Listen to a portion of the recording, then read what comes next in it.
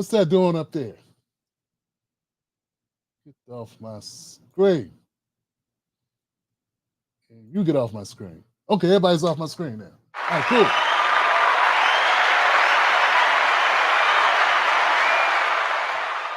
What's up, people? My name is Tim Black. Welcome to the Tim Black Show. Cut down this speaker. What's up? Happy Monday to you. Welcome to the Tim Black Show on a Monday evening. Shout out to all my people that stayed, even though tick, tick, tick, tick, tick, you know how it is. What's up, Wolfpack? What's up with my VIP people, man? What's up to the members of the Tim Black Wolfpack VIP Club, Team Black? Yeah, what's up? What's up? So I'm very happy to be here with you because we got content to cover, man. We do this all the time. My crew's in the house, my community. We're doing our thing. We're growing and we're still strong, and we got it going on. Thank you for being here. Let me check and make sure I know I saw people commenting before the show. Thank you, early risers. Buck Bewley in the house. Thank you, Buck, my friend. FL in the house. Mr. Scario. Someone said, let's go, Brandon. Yo, what's up, man? Yo, what's going on, people? Man.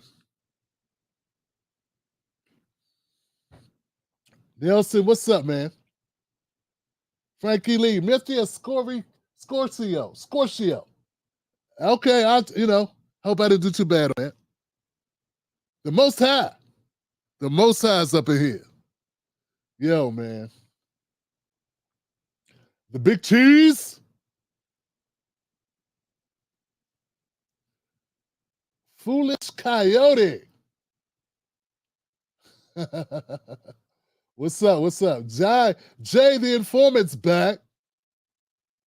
David's viewers in the house. I'm here on it, Tim. You know it. I see you, fam. Thank you.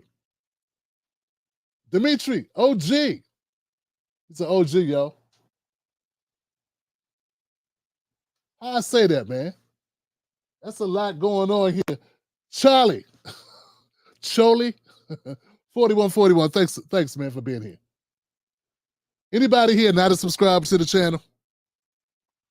Anybody here not a subscriber? Can I ask why? Subscribing is free. And, well, you know what? It's not about that. No, it's not about that. You know what it's about? It's about what you're going to hear tonight. So here's the deal. If you are new, everybody had to know about something. To get into something or be down with something, yeah, there was a point where you didn't know anything about it. So you kick the tires, you check it out. You give it a couple minutes of your time. Test drive it. Ask it out for coffee. Just to try to make sure, let me do this up here. I'll be going back to this, Dave. Just to kind of make sure that this is for you. But here goes the deal. This is me and you talking, right? After tonight, decide, right? I want you to decide, like, is this something you can rock with? And then if you do make that decision, not only will you subscribe, but you're going to cut on all your notifications. I got a very small, I have to try to get my people, according to some people I was talking to, I need to get people to subscribe and cut on notifications. So if you're a member or a subscriber, you got to cut on all notifications because that's YouTube. And it's bad enough. So anyway, that's the deal. That's the deal I'm trying to make with my people is if you rock with the show, if you find it informational or entertaining, informative, of value, you go ahead and hit the subscribe button. And then, so that's all I'm asking, right? Now, for my people that know what time it is, who knows I bring something different to the table than you're going to find just anywhere else. You're going to find us just hanging around. Someone who's, been doing this for a while and has been doing it long enough to know it's all garbage. But he's willing to tell you that straight up. Like, look, man, politics in America is full of crap. Yeah, it's full of garbage, man. It's so disheartening, man. It's frustrating as hell. If you got to get something out of the system to work for you, oh, man, I hate to be the one to tell you. It's very depressing. But it's a fight we got to keep up because, like, our lives literally depend on it. Our kids' lives literally depend on it. And if you live in a country like America, it has all this money just laying around, and they're not using it for the actual people, well, that's something you got to make noise about. Because it's like they say, the squeaky wheel gets the oil, right? So we don't have a choice. We got to make some noise. We're going to get started, man. Yo.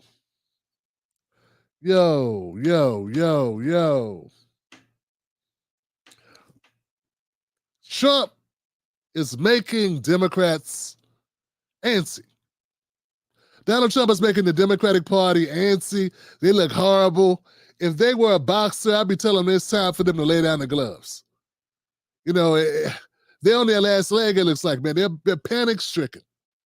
They need to get a massage, relax, take up bird watching, like the guy who was bird watching when that lady with the dog in, I think it was Central Park.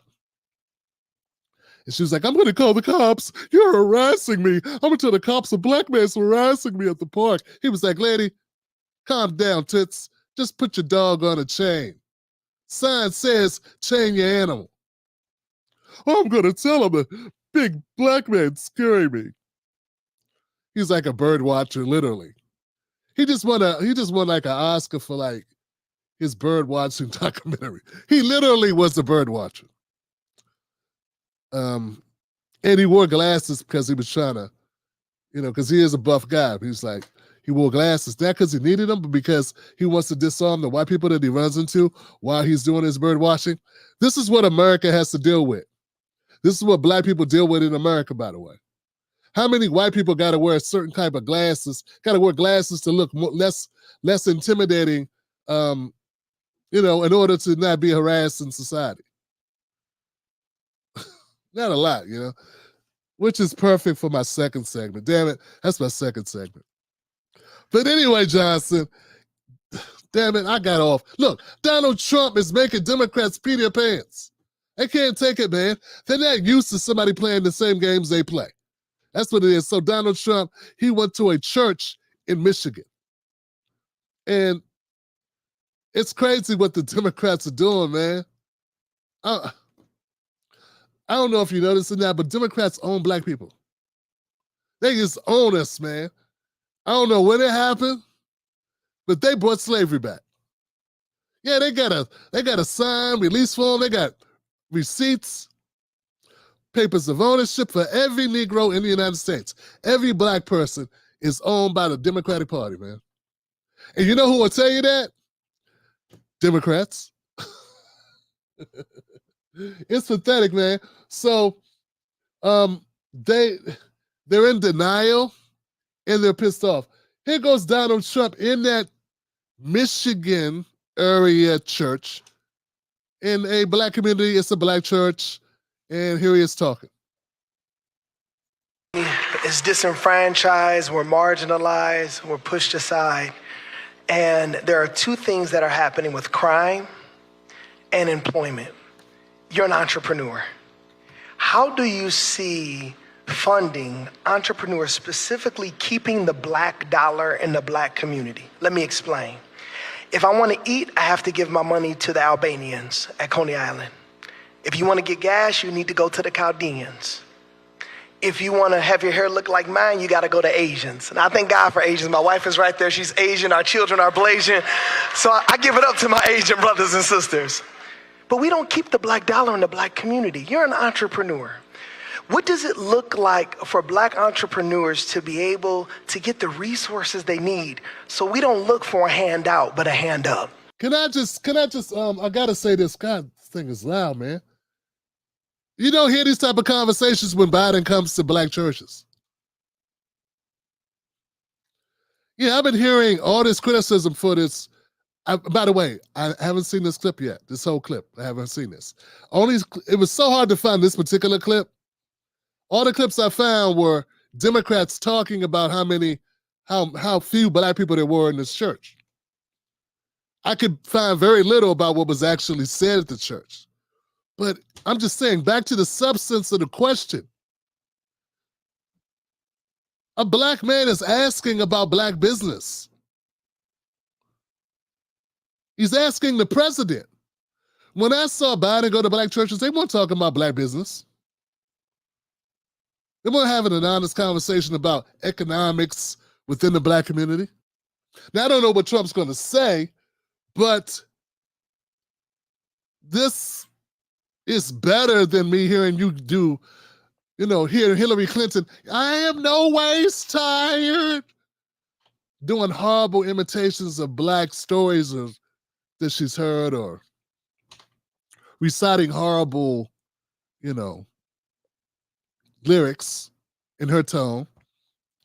This piercing, mind-numbingly piercing, headache-inducing shit. Or Biden barely awake, and when he's not, rambling in various directions that make no sense and have no pertinence to what we're discussing.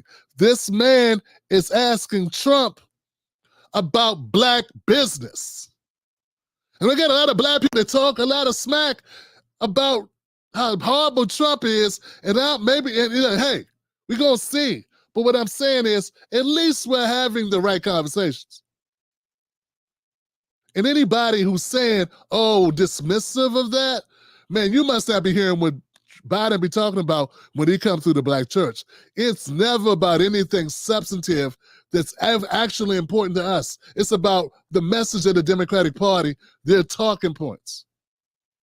So I'm gonna let this go. I'm gonna play it, but I just want you to know I am legitimately just glad the question is in the realm of what we give a damn about.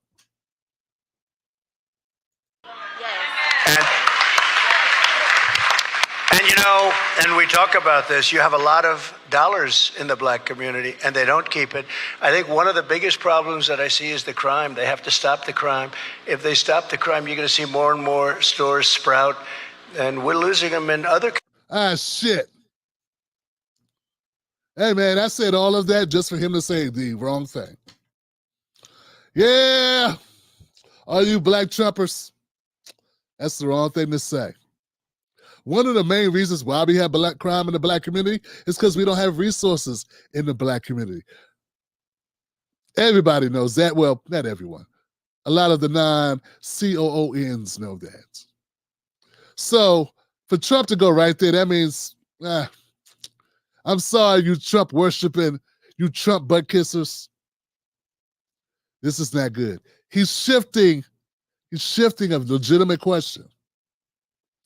He could have went any direction, and he chose the conservative Republican talking points to turn it back on black people and say, hey, your problem is you're just all a bunch of criminals. Yeah, that's what the problem is. I know you cited all these businesses that other people's have, instead of talking about how to get you those businesses. Instead of, what they did was they gave newcomers, the immigrants, they didn't want those immigrants to own businesses in the white neighborhoods. So they gave them loans to do them, and only if they did them in black neighborhoods. That's how this happened. This is a historical fact. Incontrovertible. That's what they call it. So that's what happened. That's legitimately what happened. That's why you do business with this group of people and that business with that group, and that's why. But see, the fact that I know that, and Trump doesn't know that, and come on, he has to know that.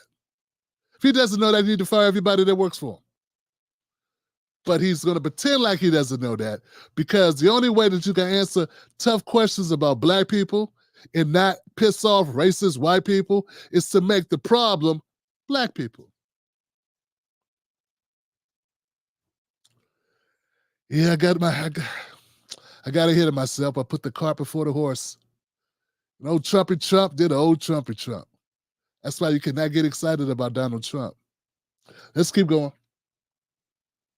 Communities too, where there's crime, you see empty stores, you see them all over. They see big stores they moved in 10 years ago. They spent millions of dollars to build it, and now they're leaving.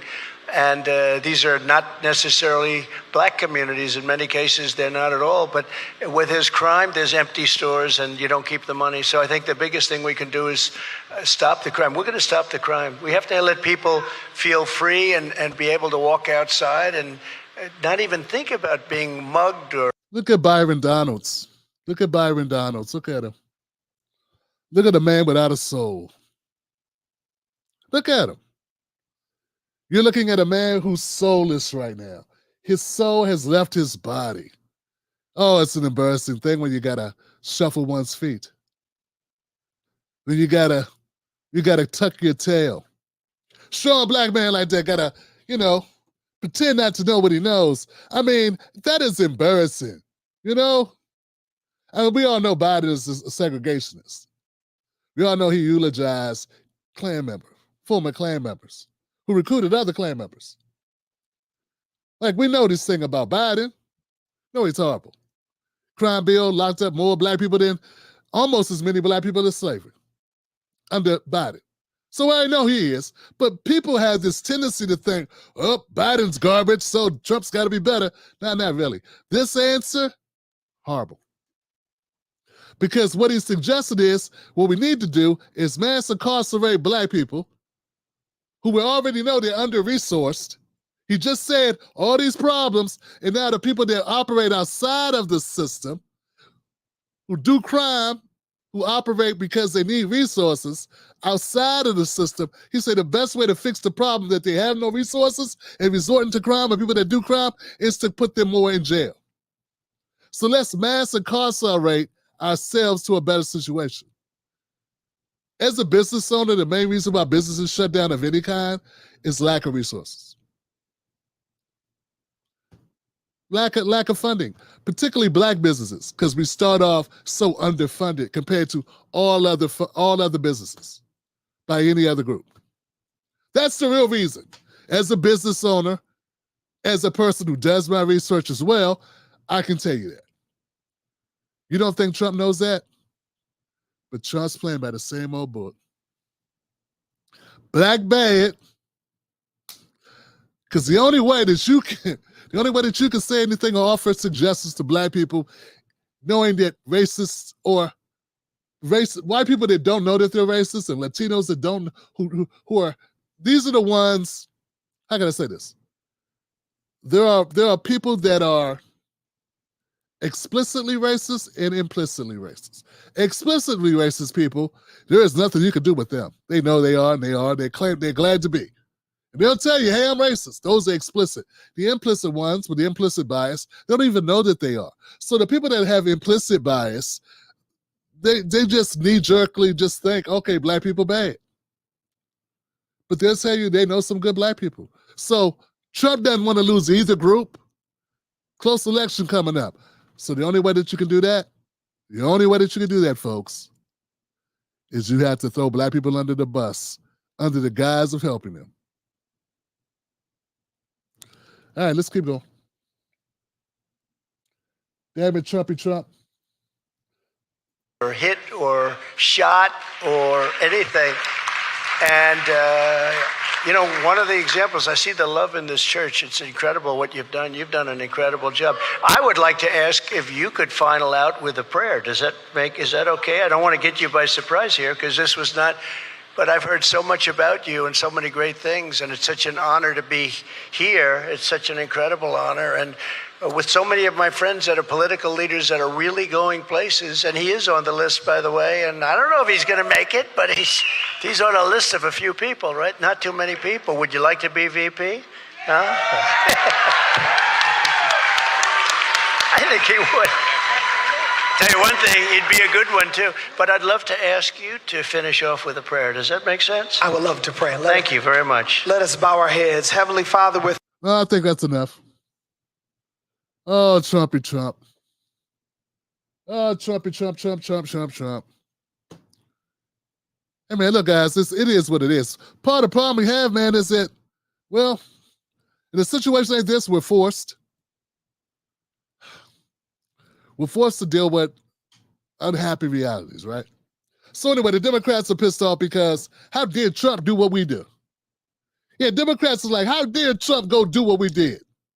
He knows that's our game plan. We show up every election at the black church, pretending like we give a damn. And here this guy goes, showing up at the black church, pretending like he gives a damn. They have ticked off, man. They're ticked off. Okay, so part of the reason why the Democrats are jumping out the gym is because of this.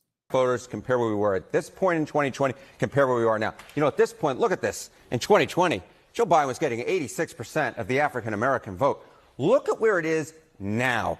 It's 70%. That's a 16-point drop, John. And more than that, it's not just that Joe Biden is losing ground, it's that Donald Trump is gaining ground. You go from 7%, single digits at this point in 2020, to now 21%. And again, John, I keep looking for signs that this is going to go back to normal, and I don't see it yet in the polling. If anything, right now we're careening towards a historic performance for a Republican presidential candidate, the likes of which we have not seen in 6 decades. So that's causing these guys to lose their minds, because this is not according to the script that the Democrats are used to operating under.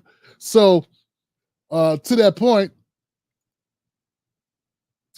guys, here goes your friend Bakari Sellers on CNN trying to do damage control. Harry Enton with shock and surprise on his face as he was looking at the numbers. And I want to go to you first, Bakari. What explains this? Biden, 70%, Trump in 2024, 21% of voters, a very high number.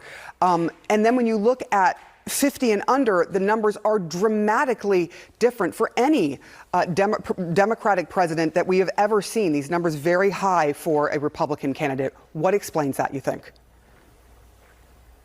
Poor polling. I mean, if you want to be honest about it, if Donald Trump gets those numbers, then I truly believe that I can sell Harry this bridge in Brooklyn. I mean, that's just not happening. I think that people have to just level set a little bit, relax a little bit, stop hyperventilating. Donald Trump is not going to get 20% of the black vote. He's simply not. Black voters traditionally, as we go throughout this process, as you get to Labor Day, et cetera, a lot of black voters do come home to the Democratic Party. There are warning lights. I've said it from the past 3 or 4 months about turnout. But I think that Harry and everyone else who are looking at these polls analyze this race incorrectly all the time. And the reason they analyze this race incorrectly is because Donald Trump isn't the biggest threat to Joe Biden. The biggest threat to Joe Biden is black voters staying at home. Black voters aren't going to all of a sudden under the age of 50 or however old they are, because he gets, 4 or 5 unnamed rappers from Detroit or 4 or 5 unnamed rappers from the Bronx to support him. They're not going to all of a sudden, flock to Donald Trump. There is a threat, however, that black voters simply will stay at home because they feel sometimes like those policies passed in Washington, D.C. haven't necessarily touched their pockets. So I don't have the same shock and awe.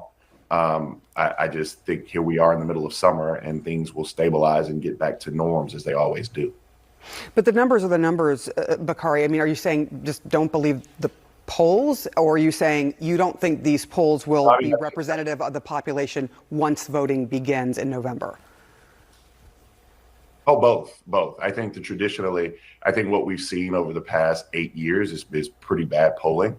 And then I think what you've seen consistently since that time is individuals have a very difficult time acknowledging that we've had bad polling, and then the polling continuously gets worse. And so I think that's one of the issues that we have. But I mean, the Biden campaign they do have issues with African-American voters in terms of getting them to turn out to vote. That is a fact. That I was with Kamala Harris last week in Charlotte, North Carolina, and one of the things she was trying to do was ensure that she got black voters to the polls, particularly younger black voters. So they are working towards that. But Donald Trump's not getting 20% of the black vote. I can sit here and say that as a fact today. Oh, just heard Harry. Well, hell, man, if you can sit here and say it as a fact, it's got to be true. I mean, how could you be wrong, Bakari? It's impossible for you to make mistakes, not know what the hell you're talking about.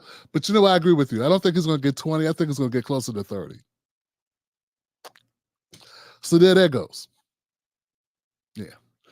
And Bakari's not alone in this damage control that the Democrats are undergoing right now, which is why they're pissed off that Trump had the audacity to go to a black church, something you don't see Republicans doing. You know, maybe I think Bush went after he got out the White House, they were trying to rehab his image. After he took us to those illegal wars for oil money, killed 1 million Iraqis for no damn reason. Yeah, after Obama and everybody circled the wagons to kind of make him clean him up, make him presentable. I think he went to a black church like one time or something when he wasn't trading gum with Michelle Obama. But yeah, not to be undone with the kissing ass of saying that, hey, you know, don't worry about polls. Here goes the ladies at The View. Same thing, more the same. That we see politicians go to black churches about 5 to 6 months before an election because they try to earn our vote. I think they need to continuously go to black churches year after year after year because black churches have been sort of the bastion of the civil rights movement, and it's a political thing for us. You know, I go to St. Charles Borromeo. It's a black church. It's not unusual for the homily to discuss politics, and we have meetings after the church. I will say this church is controversial. It's called the 180 Church in Detroit. It was preceded by another church months before an election because they tried to.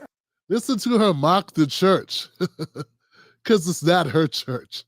What an elitist witch. That's some elitist witchcraft right there. Now she go mock the church just because, you know, it had the audacity to let Trump come in.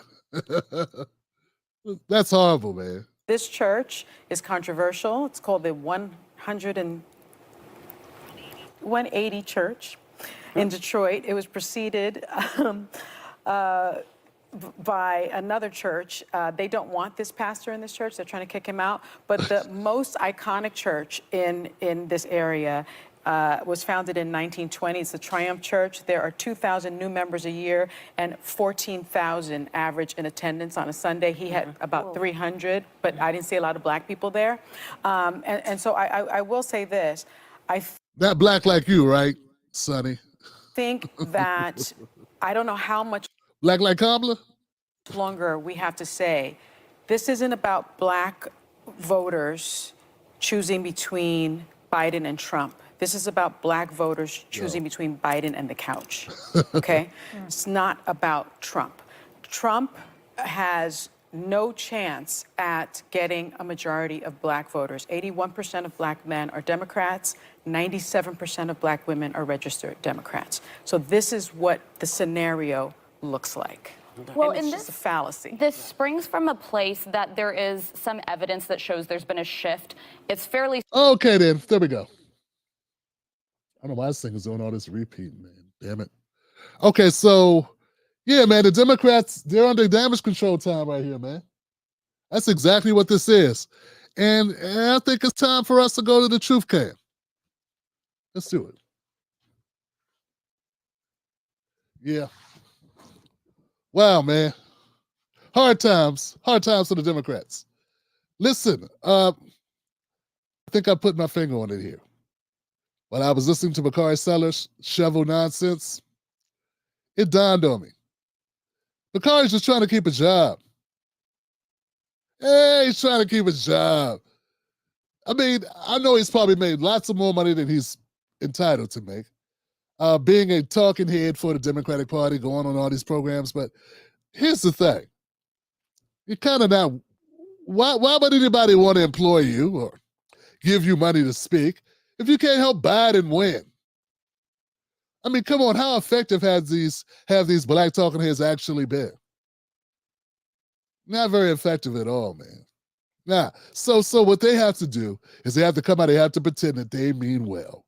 And that none of this, all this talk about Trump doing well and cutting into the black vote is all nonsense because these elite Democrats, they may lift up, they may platform, they may put money into your pockets, these black spokesmodels for the DNC, but they do want a return on their investments. And if you're a black talking head, your only purpose is to get other black people to listen to you. And if you're ineffective, which Bakari is, very ineffective, not effective, ineffective. The only people that listen to Bakari's sellers and are influenced by him are people that are basically charmed by the DNC. And those people don't need convincing. Yeah, Bakari isn't going out and convincing anybody that doesn't already agree with him. Totally unrelatable dude. That's what it is.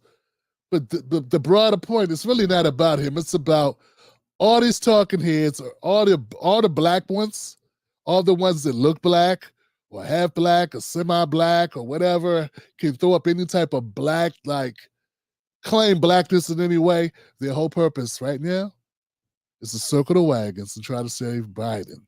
Save Biden from self-destruction. See, they have in Trump someone with the unmitigated goal to actually go in and try to get black votes. I mean, actually go after them. And I'm not saying it's very effective. I'm not saying that. I didn't like Trump's responses in the church. But you know what? He was there to give those shitty responses. He was there. He showed up there, right? I can't say that's any worse than what Biden does. Hey, it's just about the same, right? But see, Democrats are not used to the same. They're used to Republicans going, let's go get all these whites. So this is a threat to the status quo. That's what it is. They're not used to the Republicans playing the same game they're playing, which is definitely going to alter this race. Will it alter that, politics in America? I always thought it could. It was possible. It's possible that there could be somewhat of realignment of the electorate, meaning black people may finally stop automatically giving their votes to the Democratic Party. All it takes is one election for people to put this pinky toe into the water and say, Jaws didn't bite it off. Jaws did not bite it off. And then what's going to happen next time? Next time, someone's going to go a little bit harder. They're going to actually not make the same comments that racist conservatives have made over the years about all your problems are your own problem. Maybe at some point, somebody will take us seriously enough to have actual policy prescriptions. I mean, hey, Trump did have the platinum plan last time out. That's how the arrogance of the Democratic Party is so arrogant, they don't even think they need to try to pretend like they're going to form a plan for Black America. So, yeah, this is it's really sad what's happening right now. If you are a Biden friend, if you're a supporter, if you are, and I know it's not a lot of those people, somebody needs to talk to you guys. Talk to the DNC, man. There's a lot of lazy Democratic operatives out there not doing a damn thing. And they've been getting paid to do nothing but to pretend to be influential. So I want to see what's going to happen. We're going to have all the Lisa Rays and Tiffany Crosses and Car Sellers types. All these people have made a living, guys, a sustained living, being pseudo like stars, delivering nothing to Black people except optics. Optics. Old, dry, dehydrated speeches, petrified speeches, warmed over. Nah, man. They should have to work for them. They should have to dance. Those sellouts should at least have to dance for their meals. You have to do something more than what you've been doing. So yeah, these people are trying to do this is self-preservation for these scumbags. The only saving grace for them at all, why it's going is that Trump can't get out his own way. He can't get out his own way. And he hasn't fully brought into what he needs to do. But if he just lied a little bit more, yeah, if he would have lied in that church like Biden lies, oh, we got to listen to black people. Oh, we got to respect black people. You know, all that bullshit Biden says and then turns around and does it. Gets on a live stream, a Zoom call that's recorded and tells black people, you need to be quiet. Fall in line and get with the Latinos. You know, they're going to be a bigger minority than you soon. It just, like, it's not even recorded shit. I mean, real talk, man. This thing's coming to a head. And you know what? I'm happy to see it happen. I'm happy to see this happen. You know why? Because I believe the only way we're going to get anything out of this politics thing in America is if these parties don't get to just take black votes for granted. I think it upsets everything in this system. The fact that the Democratic Party does not have to bend over backwards. That they can just, and black people just run. That's got to change, Johnson. Stop being afraid. Stop being afraid of what could happen. We've been through so much in this country. This is not helping us. This fear of I mean, if the people that did the 94 crime bill, the three horrible bills in the late 80s to the early 90s, those same people that spearheaded it, feigning like they are your solution. If they're the solution, man, shit. I mean, what chance you got? If you got to rely on these people, so yeah, I think what's happening now, and believe me, guys, hey, I'm not a supporter of either one of these parties, but I'm just saying it's very obvious to me that Biden's missing the step and Trump's not going far enough. We'll see what's going to happen. But I do believe Trump's already set records with how many black people are paying attention to his campaign. Will they ultimately vote for him? I believe they will. And this whole couch thing, the couch, even when you subtract the people that are going to hit the couch, we're still in the 20s as far as black people voting for Trump. And remember, not everybody votes. Remember, less than half of America votes. Please remember that. Okay, let's go on. Check this out, guys. If you're new to the show, hit the like button. Even if you're not new, hit the like button. Share this out with people. We need to keep it 100. People need to know what's happening. All this lying and conniving and Democrats acting like somebody stole their bike. No one stole your bike. You haven't tended to your bike, and black people are not your bike. Well, that's your property. Who's stealing our votes? It's crazy. A vote is freely given. You don't own it. Dumb. All right. Speaking of dumb, I'm going to try to play this clip because this is very interesting. Charlamagne the guy went on the Bill Maher at night show. What's it called? Late Night with Bill Maher. I forget what it is. Okay, so he's on the Bill Maher show. And the conversation, it went somewhere. So I'm going to play a clip. I had to doctor it a little bit to hopefully avoid the censoring because Bill Maher, the Real Time with Bill Maher, they don't let you play clips on Real Time. But I'm going to do it anyway. Check it out. You'd have given in 1974, maybe 1984, but not in 1924. McWhorter, for goodness sake, can we please admit the time passes? I remember my mother saying that in the 70s when it still made sense. It's simply not true anymore, and we should celebrate that. You agree with that? I don't know if it's 10 times better, but maybe 5. Yeah, come on. Yeah. You think you have to be 5 times? Yeah, when you black in America, absolutely. In 2024? Yeah, when you're black in America, when you're a woman in America, if you're a black woman in America, absolutely. I think that's a zombie lie. Why? Because I just don't think that's America anymore. Yeah, guys. Yeah. He doesn't think that's America anymore. Yeah, that's it. I'm white and I said so. Damn. If that doesn't say it all, man. Let me get this right. Bill Maher is looking at a black guy who's been black his entire life. Bill Maher has been a white man his entire life. No one's had a skin argumentation done, okay?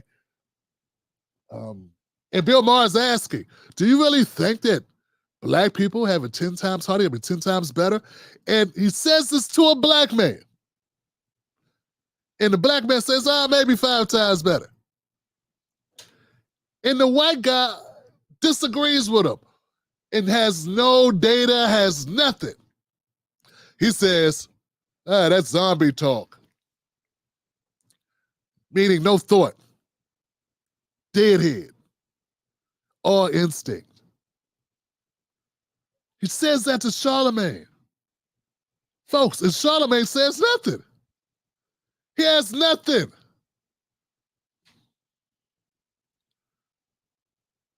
He said, why do you say that? He says, I just don't believe it. And Charlamagne did the same thing he did with Biden. Got quiet.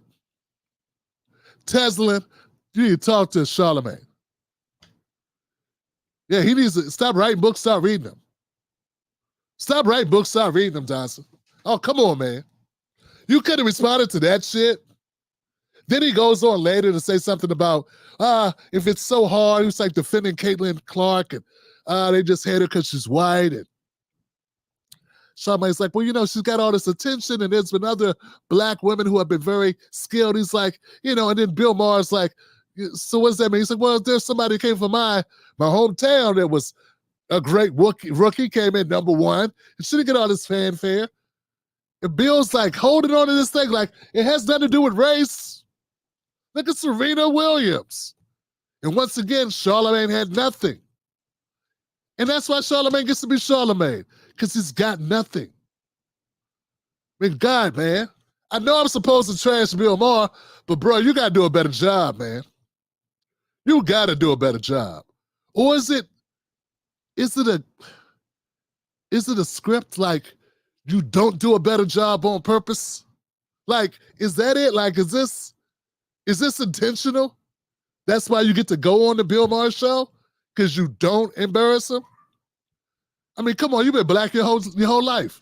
Okay, let's take it step by step. The fact that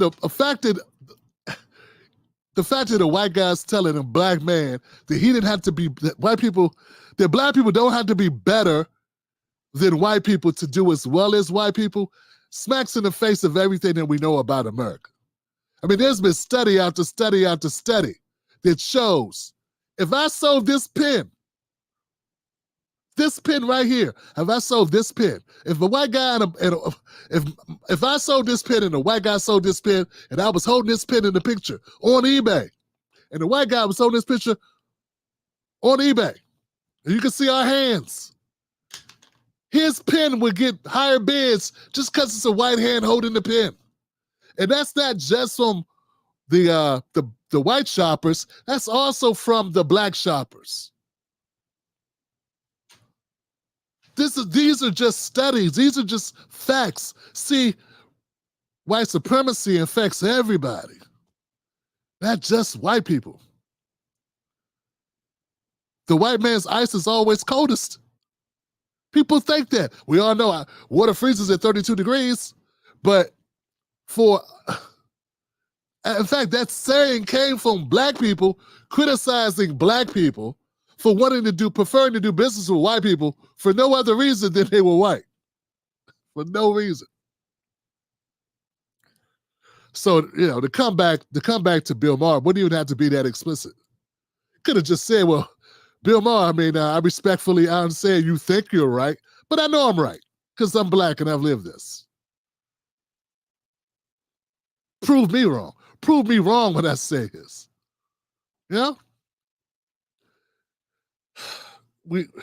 It's been an experience. Dave Chappelle's joke about being in a car and having a white guy with you in case someone has to talk to the police, that's sort of the way life works. And every cool-ass white guy or cool-ass white woman who has friends that are black, who's hung out with them and who's actually friends, not token, not weird shit, actual friends, man, they know the deal from the power structures. They know. They witnessed it. Anybody white that's cool will tell Bill Maher that. The fact that Bill acts like he doesn't know says he's not cool at all. He's banged all these black women and is an uncool white guy. Or he's just a sellout. Because the audience he's trying to play to, that's the talking point he needs to go with, because to be honest, he ain't had a new talking point since he went after the Muslims. So that's been, everything has been politically correct or incorrect, or now it's down to wokeness. He went after wokeness for like 3 years. He's running out of shit. It's all the way down to the real aggrieved in this country are white men. He's all the way there. That's where he is now. Him and his team of writers. But it's sad that Charlamagne could not come back with that, because that's all you got to say. I mean, if Bill Maher gets to dismiss you, your existence, dog, he dismissed you as a black man as if you're a lying-ass piece of garbage. Like you don't know what you're talking about black people's lives. Like you don't have cousins and sisters and brothers and a mother and a father and friends and a whole life in that lower middle class area you grew up in North Carolina. South Carolina, I'm sorry, in South Carolina that you talk about. You let this guy get away with that because he's got a show on HBO. That's pathetic, man. That's pathetic. As far as the Serena Williams, think it was Serena, not Venus. Serena Williams. As far as her and Caitlin Clark, dog. First of all, there's a big difference between being in a sport on a team and a sport that's a one-person thing. I mean, Serena, you couldn't deny how great she was because she went out by herself and kicked ass. I mean, tennis is a one-person, sometimes two, but mostly just a one-person sport. It's kind of hard to deny her ability, but they did the best they could. They called her ape, monkey, a man, all this stuff they never say about white women that do well in sports. At least I've never heard it. I never heard anybody calling Nadia Comaneci a dude.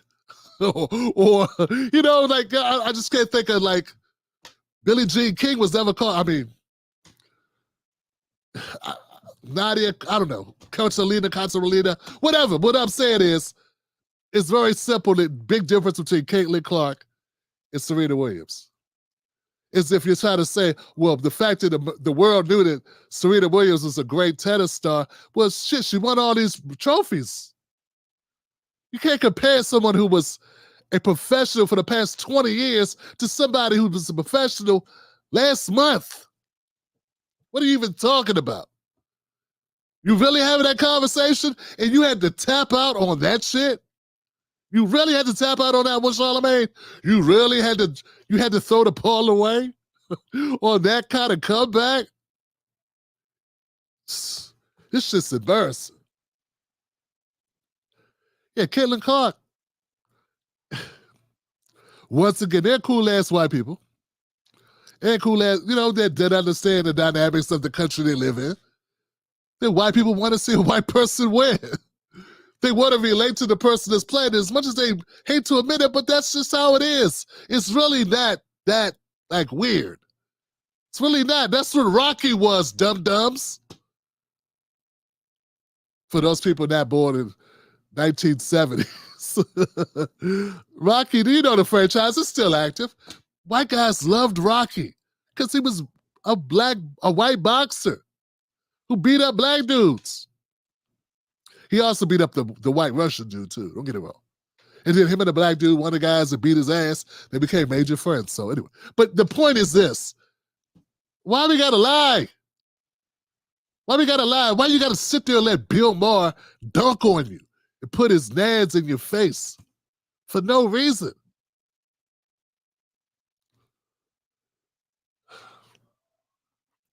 Pretty pathetic. Pretty pathetic, man. They pick and choose who they let have these platforms. They pick and choose. These people that get these platforms get it for a reason, man. Horrific. You know, it's gonna be a long season with Caitlin Clark, by the way, guys. It's gonna be a long. Every time she gets fouled, we got a bunch of white people running out crying racism. As if no one's ever gotten fouled in basketball before. As if this is new shit. No, you never watched. People have been getting fouled and dunked on and flagrant 1s and 2s. Like, you just didn't care before. And you know who it's really bad because it messes up the flow of the game. And it creates more tension. But hey, it is what it is. Charlamagne, man, you need to change your name from Charlamagne the God to Charlamagne the sucker. Charlamagne the whooping boy. Charlamagne the tongue-tied.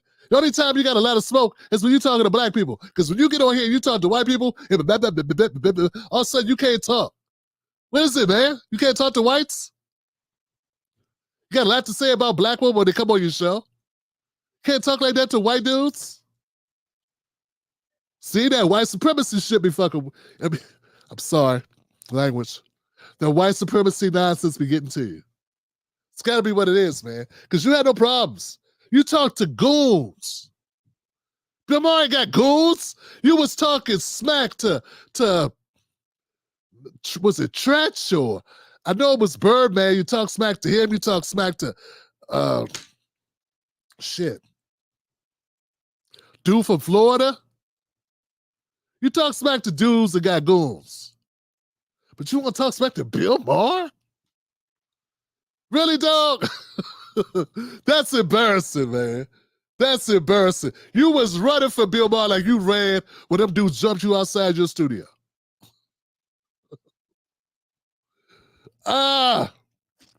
Sucker stuff. It's embarrassing. That's why the media game, man. The media game is horrible, by the way. The media game is horrible. Everybody's running around trying to rehab Candace Owens. That's the worst thing in the world I've seen. I've seen more ass kissing than Candace Owens. She was throwing black people under the bus for damn near a decade. Dunking black people every chance she got on a white platform, a white Zionist platform that she knew damn well was Zionist the whole time she was rocking with these people. And now they're platforming her, going on shows with her.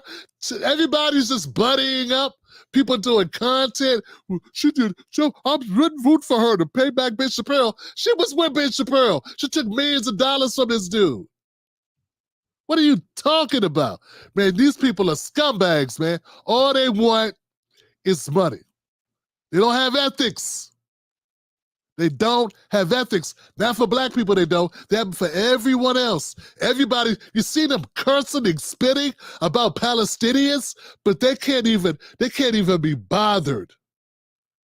Can't even be bothered for our issues. It's pathetic. So this media game is just garbage. It just is what it is. It is what it is. The problem in the black community is crime. Why? Why? Byron like, man, shut up, man. I ain't gonna risk my opportunity to be a VP. Trump is obviously pandering. Would you like to be VP? Would you like to be VP? Come on. You know you would like to be VP. Would you? Show me your teeth. Come on. Do a little dance for us. He done jumped up, started dancing, split his pants. Byron.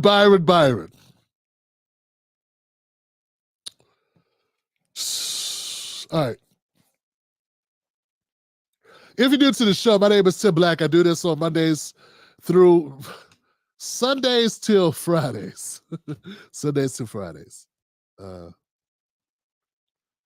Let's go to Jesus. I kind of went on one day. Hey, man, that was necessary. So, people been like, Tim Black, Dr. Cornel West. What happened to Dr. Cornel West? Well, Dr. Cornel West is on the road, Johnson. He is on the road. He's talking to folks. And he was in Cleveland, Ohio. And it was like a town hall set up in a mosque. And it was, I guess it's a mosque. I don't know where it is, actually. I think it was, but it's a community. Let's say, I'm going to call it a community center. It's definitely a part of the community. And don't have to worry, were there black people there? Yeah. Black people were there. So, unlike Trump, there are actually black people there. And real questions were answered, and real topics were voiced, unlike when it's Biden. When it's Biden, you can't talk about nothing except with something about his dad and skateboarding or ice cream cones or baseball and some of the stupid ass. Okay. So, Dr. Cornel West. Dr. Cornel West had a lot to say. Check this out, man. It's very inspiring for one and only Dr. West. Check this out. And yes, he's still in this. And then David Dinkins had a meeting with the permanent government of New York. And they told him, if you do half of your program, we are leaving your town and moving to Connecticut. You have no economic base for your taxes, and you won't have any resources of significance to even distribute. And all of a sudden, David Dinkins, you know, he may have been feeling as if he was Bobby Brown, but he came back looking thoroughly neutralized. And I said, dang, what happened to your fire in your spirit, man? And these folk put it to me. I said, well, then when organized money is that powerful, all we got left, other than God, is organized people. Just like the powerful speeches that Sister Nene used to give and still gives. Organized people versus organized money. But organized money will buy anybody, no matter what color, no matter what gender. And if you need millions of dollars for your campaign, and you brokers the 10 Commandments financially, there's a good chance you're going to get locked into your donors. And your donors will put a noose around your neck. So you can't say ceasefire in the face of precious Palestinians getting killed because you're scared, you're intimidated, and you're afraid. Just scared.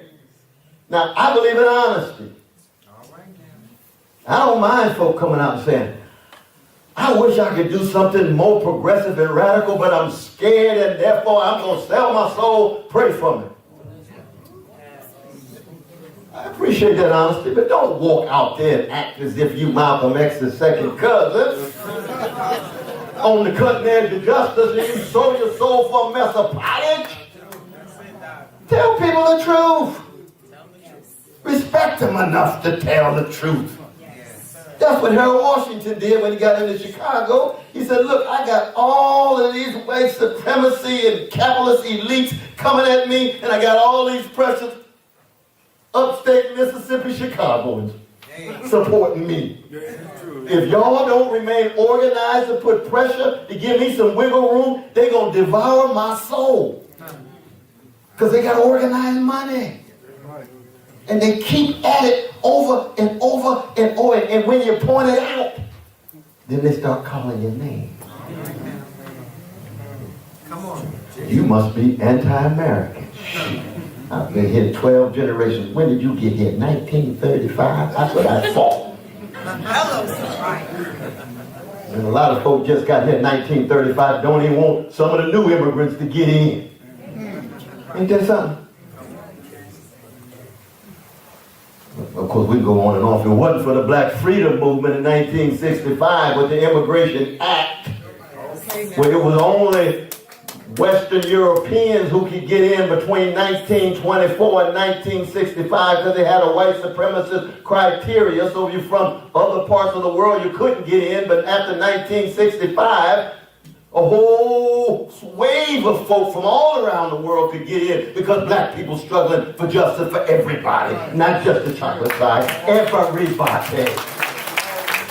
And then sometimes, you know, the immigrants get here, they start looking at us. Hey, you wouldn't even be here if it wasn't for our struggle. But what's the reality? White supremacy cuts so deep that you can even be from Africa. Beautiful, magnificent African man or woman. And look at black folk in Cleveland and see white supremacist stereotypes of black people and have a certain arrogance toward them. And it goes the other way too. You could be a black person in Cleveland and you run into a beautiful African man or woman from Ghana and you got Tarzan's films all going through your mind. Now all these racist films about Africans and all these lies about Africans because we're looking at each other through white supremacist lens. And how do we revel in each other's humanity? You got to break the back of white supremacy. How do you break the back? Tell the truth. Because white supremacy is a lie. You got to tell. Then you got to organize, build the trust. Back to the question again. Building that trust.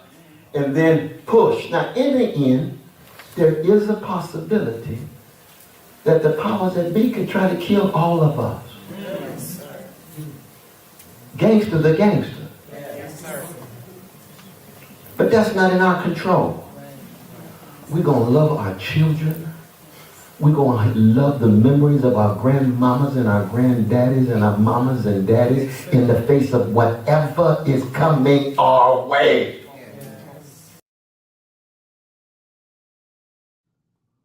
Man, brother. Man, sisters. That's real. That's real talk right there. Real talk right there. What did he say? He said, his people been here 12 generations. We got people that came here in 1930s saying we're not Americans, or we're anti-American. They ain't even been Americans more than 2 generations. But they got they had a complexion for the protection from the collection, as the late great Paul Mooney would say.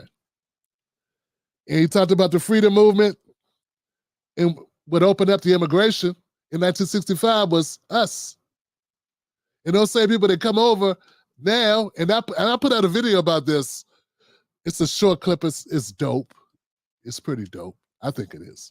But it highlights that, how people come over and then they look down on black people after they get here, even though we paved the way so they could come over here. But we all know what that is, right? So Dr. West is, and then he also pointed out how some of us look at immigrants and how we look at, folks, Africans. Because we're seeing it through we're seeing it through a lens, right, of white supremacy. And I remember when Dr. West was just being who he was, and that's what he is right now, is being himself. And there were people that said they were on the left, and people that said that they were so radical and revolutionary. But really, all they really wanted was like healthcare. But Dr. West talking about reparations, and Dr. West talking about tackling white supremacy and a host of other things like ending wars, they made that seem like that was crazy talk. It's crazy to talk like that. You don't think it's crazy to talk about giving everybody health care? You really don't think that's crazy talk? You know how many industries benefit from us not having health care? Several. But to you, it's a doable feat only because you benefit from it. Yeah, because it's something you want for yourself, or for others that you resemble. Because reparations is just money. I don't think any one particular industry takes a direct hit. I mean, If we get reparations, the money goes to people that are going to spend the money where? In America. It's going right back into our system. Hopefully not too fast, right? But that's where the money will be spent. That's where businesses will be created. But if you were to give everyone universal health care, that just takes money out of the system. That's what that does. But to these people, they don't realize that when I'm talking to them and they have a reaction like, oh, we could do Medicare for all, we could do universal health care, and we can erase student debt, but we can't talk about reparations. They don't realize I see through them. Because I've been at this for a while, and I've done the time to do the research. Anything's impossible if you don't want to do it. Oh, man, you can come up with all types of reasons why you can't do something if you really don't care about doing it. Or worse, if you have an implicit bias, because that stuff cuts both ways. So the people that said they've been friends with Dr. West for 5 years, all of a sudden became his biggest critics, said he was unserious because he talked about white supremacy, because he mentioned these things. So anyway, politics is dirty business, man. Dirty business. One day I hope what happens is somehow, sort of like Hunter Biden's laptop came up, I hope some other laptops get discovered. Yeah, I hope some other emails get discovered, and maybe Matt Taibbi can do a deep dive on some of the emails with some of these people who I know have been on the take for the last few years. Somehow, some way.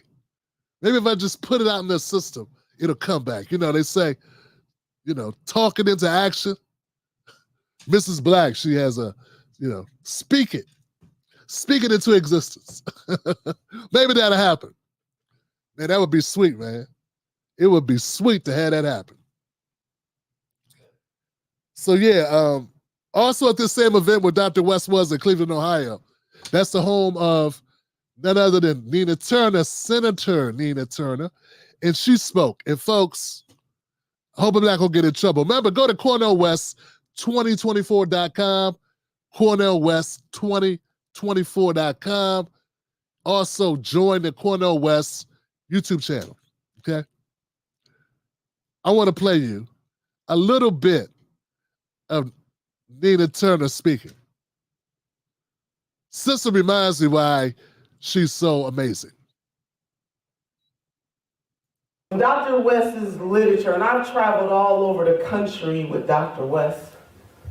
We were on the presidential campaign twice, supporting the person that we thought and still believe would have been the best person for the United States of America to be the president of the United States of America. You're not going to find anybody perfect, but when we lined up what public policy can do in the face of showing that you love the least of these, our sisters and our brothers, that person in 2016 and that person in 2020 was the person. But here we are in 2024 with a whole nother calculus. And we have Dr. Cornel West, who decided not to run in either one of the duopolies, which I had a conversation with Dr. West about that, from a tactical perspective. Not that I'm in love with either one, even though I am a part of one. I'm in it, but not of it. Hello? I'm a free sister. But for utility, I wanted Dr. West to run as a Democrat, just for utility. And Dr. West said, I can't do either one. And here he is running true to who he is as an independent. And in terms of the love that young people have for Dr. West, I was introduced to Dr. West when I was younger. I'm still younger, Jason. Hello. So I want to close with this. Dr. West has true love, true justice and love on his literature. There's not many people running for any office that would have truth, justice, and love. So I want to share two quotes with you. One came from my grandmother, my maternal grandmother, and the other one came from a priest Now, I'm a Baptist-Costal, like Dr. West, but I visit other religions from time to time. But my grandmother once said that you could put truth in the river 5 days after lie, but truth gonna catch up. The truth has caught up with us in the United States of America and in the world. The decay that we have allowed to ripple generation after generation has caught up with us. I think Minister Malcolm X described it this way: the chickens gonna come home to roost. Now, the second about truth, I was attending a Catholic church as a Baptist Costal. I was a little nervous. But one of my brothers invited me to worship with him, and I went there. This was in Chi-Town. And the priest told the story this way. Now, I'm going to embellish it a little bit because I'm going to put some Turnerism on it. And Mom, I got to put some Turnerism on that. But Father Jones told a story about truth and lie going for a swim. Now, my Turnerism is that truth and lie was skinny dipping. And lie does what lie does. Truth is in the ocean swimming his heart out. He's looking to the left and looking to the right, and he sees that lie never got in the water because lie does, what lie does. Lie. While truth was busy swimming, lie decided to put on the garment of truth and walk back in the city. Now, the people in the city knew it was lie, but then nobody wanted to say nothing. They knew that lie had donned the clothing of truth, but nobody had the courage to say a mumbling word because lie does what lie does. Lie lies. When truth made it back to shore, he analyzed the situation. He said, truth and did what lie has done what lie does. Lie.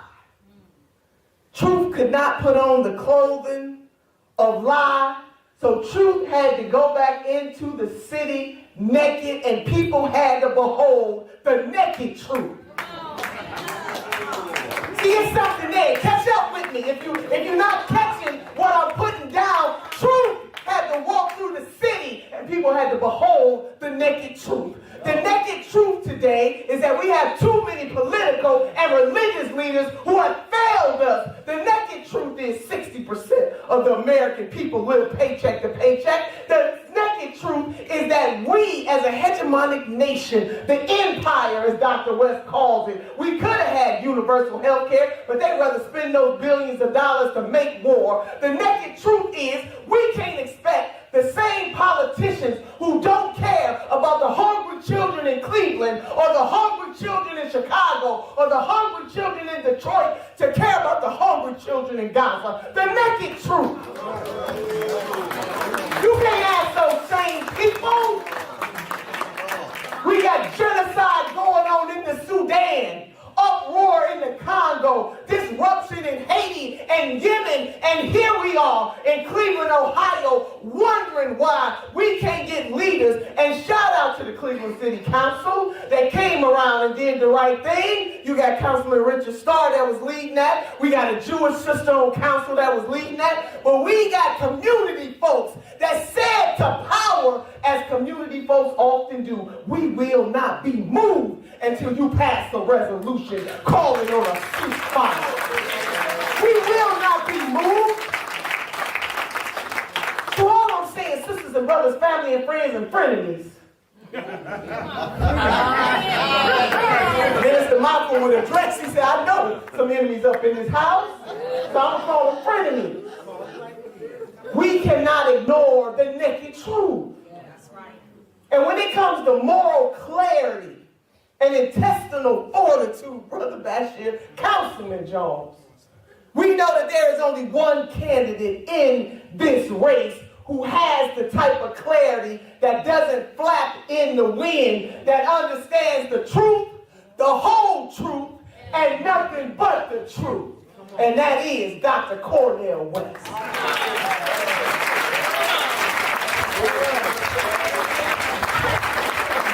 You gotta do a better job, man. Make some noise for Dr. Cornel West, Senator Nina Turner. Yeah, man. Oh, man. All right. So that was Senator Nina Turner. Nina Turner putting it down, man. And she's still a powerful speaker and always has been. An amazing speaker, man. And yeah, man, go to CornelWest2024.com and check out the campaign. Check out what it's about. And realize this is not just about an election. This is about trying to create a movement and a new party, because that's what I think we need. We need a new party. So the Truth Justice Party is the party that's been created. And it's not just about, I mean, Dr. West went on and on. He said a lot of great things. And one of them was that if you think electoral politics is going to change America, you in for a strong awakening, man. There's much more that needs to be done than just voting. Just voting ain't going to get it done. So it ain't just about this 2024 election. I wish it was. I wish all we had to do was get the right person on the ballot and you vote for them, or I vote for them, or enough people vote for them. Forget the individual, enough people vote for them, and then everything changes. I don't think that's the case. So that's not what anybody's selling. If they're selling anything, they're not selling that, okay? What they're sharing is a version of their truth, which may be different than your version of your truth, right? But that's funny, man. It's funny. You know, everybody has an opinion. Everybody has their own point of view on this. But I still believe that there are good people out there that want better. They want better. And they're willing to fight for better. And there's some people who don't, who aren't going to fight for it. And that's part of the problem. But that doesn't stop anything. Like I said, over half of America doesn't vote. It's just, you know, they're not engaged politically. And for a reason. So I get that. I totally get it, man. You know, my governor just did something. There's a couple things they got going on in Maryland I was shocked about, man. There's a couple good developments here in Maryland. I'm gonna be covering later on in the week, so it's good stuff. So if you're not a member of the Tim Black Show, become a member, man. Go to jointimblack.com, become a member here on YouTube, or a member on Facebook, or a member on Patreon. I appreciate it. It's only $5 a month. And yeah, people talk, some people support, some people keep it working, and it all comes out in the wash. It's a beautiful thing. We'll be back again tomorrow with more content. I got nothing but love for you. Let's go and see if anybody had any comments. What we got, man? Comment section. What's up, Buck? How you doing, fam? Did Buck stick around? Buck may have had to leave. Katrina Watson in the house. Tobias Grove, another supporter of the show. Thank you.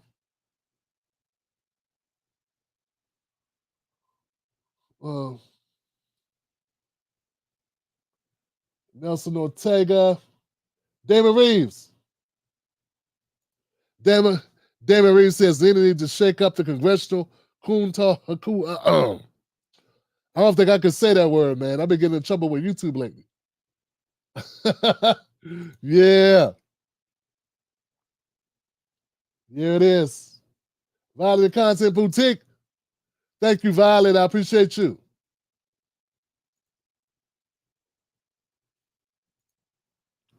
MP Candy. The Naked Truth, Johnson. That's it. I appreciate you, MPK. Yep. Some Kitty's in here with a wrench. Thank you, Some Kitty. Yeah, West just needs to engage the non-voters. They win every election. They sure do. They sure do.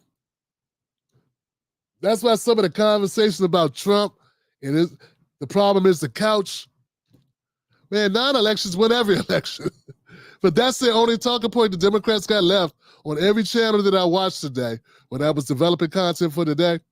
They were all dismissing Trump's numbers because it went out that he was doing it like, like that Biden was down to like 70% of the black vote. So they've been dismissing the numbers and saying they're not going to Trump, they're going somewhere else. And there's a lot of people who have been helping with that narrative. But we'll see. We'll see. But yeah, every election is decided by the couch or the job, right? Some people don't stay on their couch. They go to work because it's a Monday. Tuesday, right?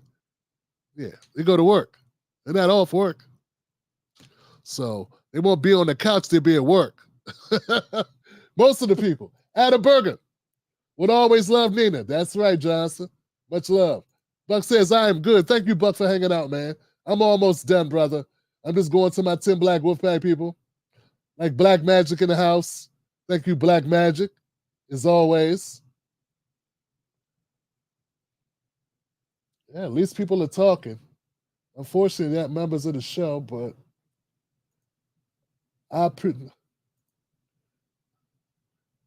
okay, cool. Yeah, good idea, Buck. Charlie 4141. Good idea, Buck. I hope that's about what I think it is. Man Oz in the house. Just driving home, sitting in the back of the room, listening. My brother. All right, that's it. I appreciate y'all. Remember, we'll be back tomorrow, same time, same bad channel, same bad time. Check us out. More content to come. I got number love for you, like I always say. Don't you let nobody take your cornbread. Keep your cornbread. That's what's up. And a man convinced against his will is of the same opinion still. I'm Tim Black. It's me in front of the camera telling you, keep hope alive. We're going to defeat the beast some way. We got to keep fighting, y'all. I'll see y'all on the next one. Man, Lord have mercy, have mercy. And killing me, Johnson. And killing me. They are killing me. Lord have mercy.